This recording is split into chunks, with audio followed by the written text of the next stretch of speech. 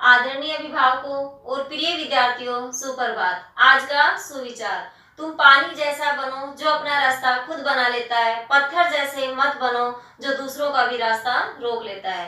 दोबारा से सुविचार सुनिए, तुम पानी जैसा बनो जो अपना रास्ता खुद बना लेता है, पत्थर जैसे मत बनो जो दूसरों का भी रास्ता रोक लेता है। तो बेटा, आज हम अपना हिंदी व्याकरण का हमारा जो विषय है शब्द भंडार, उसके बारे में पढ़ेंगे। उसमें हम क्या क्या पढ़ेंगे बता देती हूँ एक बार कि सबसे पहले प्रवचि है, विपरीतार्थक है या विलोम शब्द है, दूसरा हमारा अनेकार्थक शब्द है, एकार्थी शब्द है, और इसी में हमारा श्रुति सम भिन्नार्थक या समरूपी भिन्नार्थक शब्द है। इन सब के बारे में पढ़ेंगे और इनके एग्जाम्पल भी देखेंगे। तो देखिए, हमारा जो विषय है शब्द भंडार। बेटा, सबसे पहले हमारा है प्रवचि शब्द, कि हम प्रवचि, हमें पता होना चाहिए कि प्रवचि शब्द क्या होते हैं। तो देखिए, प्रवचि शब्द उन्हें कहते हैं जिनका अर्थ लगभग एक सा ही होता है, जिनका अर्थ लगभग एक सा ही होता है, एक जैसा ही, एक तरह से। ठीक है बेटा। तो देखिए, किंतु हर अर्थ में कुछ न कुछ अंतर अवश्य रहता है। क्या कह रहे हैं कि किंतु हर अर्थ में कुछ ना कुछ अंतर अवश्य रहता है। जैसे देखिए, स्त्री, स्त्री को हम कितने उससे जानते हैं, स्त्री, अबला, औरत। तो ये क्या है, सभी का अर्थ तो एक है लेकिन कुछ ना कुछ अंतर तो है इसमें लिखने में। तो एक तरह से तो प्रवचि शब्द वही होते हैं जिनका अर्थ लगभग एक सा होता है लेकिन कुछ ना कुछ थोड़ा सा अंतर जरूर होता है, अर्थ एक ही होता है। ठीक है। तो देखिए, जैसे कि एक और देख लेते हैं, जैसे आग है, आग का अग्नि भी होता है, पावक भी होता है, अनल भी होता है। ठीक है बेटा। तो दूसरा देखिए, एकार्थी प्रतीत होने वाले शब्द। क्या है? एकार्थी प्रतीत होने वाले शब्द।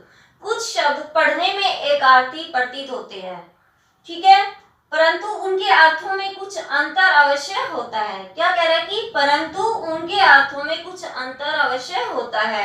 ये हम पहले भी पढ़ चुके कि अर्थ तो एक जैसा ही लगता है लेकिन अंतर, थोड़ा बहुत अंतर होता है। तो ऐसे इसमें ये कि कुछ शब्द पढ़ने में एकार्थी प्रतीत होते हैं परंतु उनके अर्थों में कुछ अंतर अवश्य होता है। एकार्थी मतलब एक अर्थ जैसा निकलने वाला। ठीक है। जैसे दुर्बल और निर्बल, दोनों का अर्थ तो कमजोर से ही लिया जाता है ना। तो एक बार इसका अर्थ और जान लीजिए। जैसे दुर्बल का अर्थ है कमजोर और निर्बल का अर्थ है जिसमें बल ना हो। एक तरह से वही कमजोरी हो गया, जिसमें बल नहीं होगा, ताकत नहीं होगी, जान नहीं होगी, तो वो क्या है, कमजोरी कहलाएगा। ठीक है। तो दूसरा देखिए, विलोम या विपरीतार्थक शब्द। क्या है अब? विलोम या विपरीतार्थक शब्द। जो शब्द अर्थ की दृष्टि से एक दूसरे के विरोधी होते हैं उन्हें विलोम शब्द कहते हैं।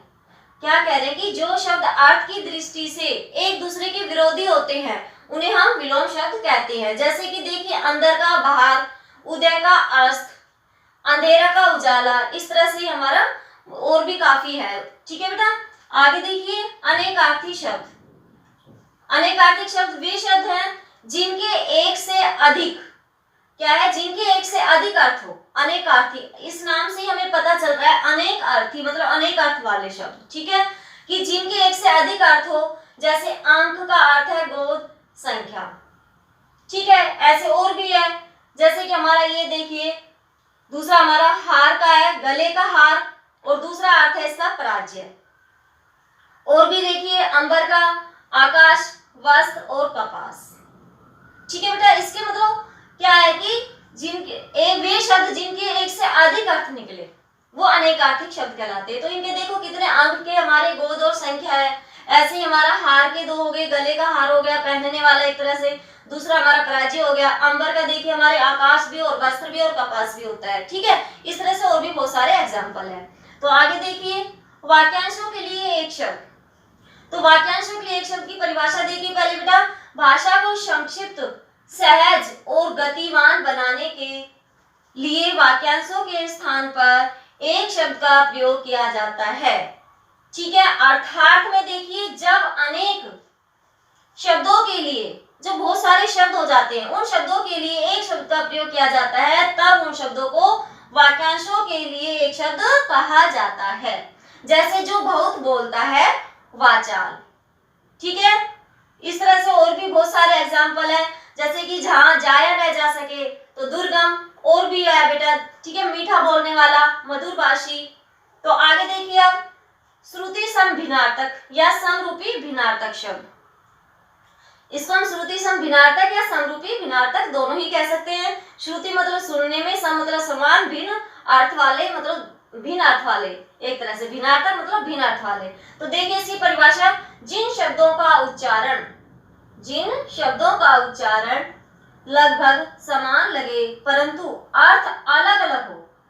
उच्चारण में तो, बोलने में तो एक जैसा लग रहे हैं लेकिन उनके अर्थ अलग अलग हो, वे क्या कहलाते हैं? श्रुति सम भिन्नार्थक या समरूपी भिन्नार्थक शब्द कहलाते हैं। ठीक है बेटा, जैसे देखिए अनल का आग और अनिल हवा, तो उच्चारण में तो दोनों एक जैसे लग रहे हैं, अनल और अनिल। ठीक है, तो अनल का आग और अनिल का हवा। ऐसे अवलंब का सहारा और अविलंब शीघ्र, तो उच्चारण में तो एक जैसे ही शब्द लग रहे हैं लेकिन इनके अर्थ अलग है। आइए आप थोड़ा अभ्यास करते हैं ताकि आपको ये सब समझ में आ जाए कि पर्यायवाची क्या होता है, विपरीतार्थक क्या है, समश्रुति क्या है, ये सब आपको समझ में आ जाए। ठीक है बेटा, अभी मैंने जो समझाया था उसके अकॉर्डिंग देखिए, पहले नीचे दिए गए शब्दों के तीन पर्यायवाची शब्द लिखिए। पर्यायवाची शब्द अभी आपने पढ़े हैं, तो देखिए गणेश का क्या होगा बेटा?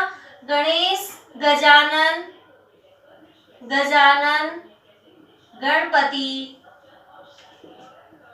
गणपति और लंबोदर। तीन लिखने हैं, ये देख लेना, ये देखना है कि तीन लिखना है। अगर दो आता है तो दो लिखने होते हैं। ठीक है बेटा, पर्यायवाची दो तो लिखने ही लिखने होते हैं, गणपति और लंबोदर। आगे देखिए अब तालाब का है, बिंदु अच्छे से लगाना बेटा, ये ऐसे यहाँ पे बिल्कुल डंडे पे ही लगती है। तालाब,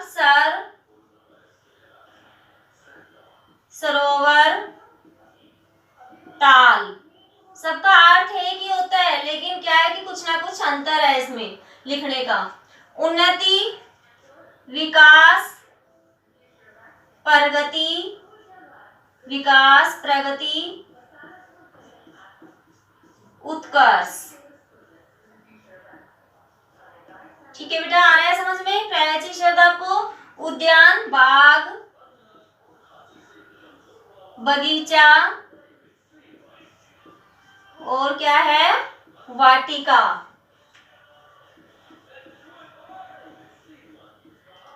अब इधर देखिए बादल, मेघ, जलद, पयोद, वर्षा, बारिश,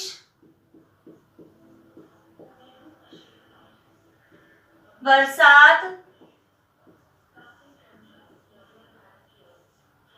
वृष्टि, और भी होते हैं, काफी होते हैं, मेघ भी बोलते हैं। ठीक है बेटा, आगे देखिए पाठशाला का स्कूल, विद्यालय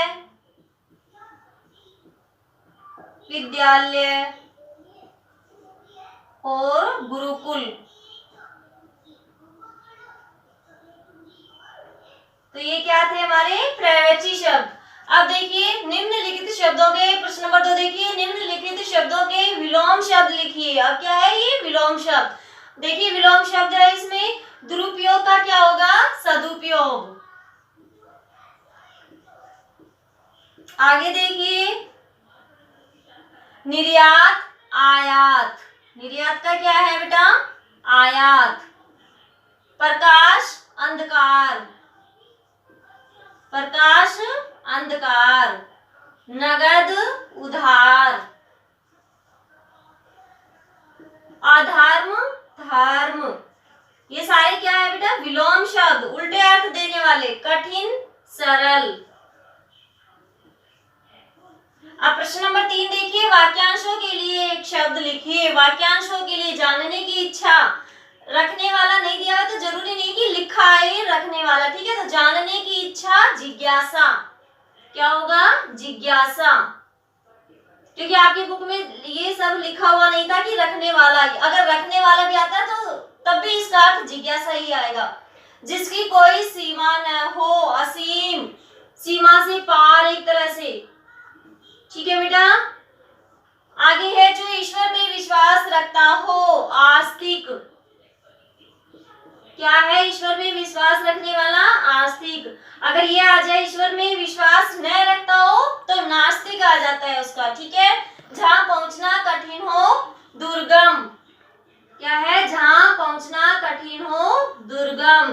तो बेटा ये आपके कुछ उदाहरण दिए, एक तरह से आपके अभ्यास में कुछ दिए हुए थे, ये आपको समझ में भी आ गया होगा। इसके पहले मैंने आपको सारी एक्सप्लेनेशन इसमें बताई, इसकी परिभाषाएं बताई है, तो वो इसके अकॉर्डिंग मैंने आपको ये और एग्जाम्पल दे दिए, आपको अच्छे से समझ में आ गया होगा। धन्यवाद।